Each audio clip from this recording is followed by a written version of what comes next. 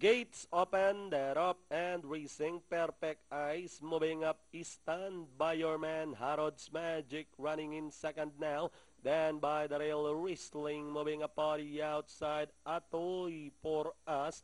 Then followed by entry number 5, and that's Andorra.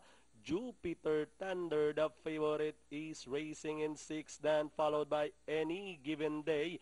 Running by the rail is entry number 4, and that Simple Beauty as they race at the last 600 is Stand By Your Man leading the field by about 3 lengths. Harrod's Magic now getting closer in second. Whistling down in third.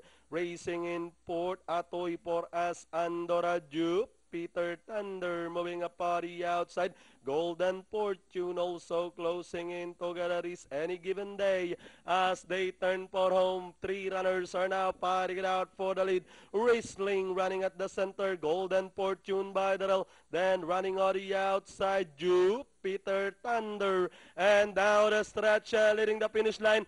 Golden Fortune, Jupiter Thunder is on the outside. Golden Fortune, Jupiter Thunder just got there over Golden Fortune. Then comes, rather that's Most Unbelievable who took second. Then comes number 7, Oh So Discreet.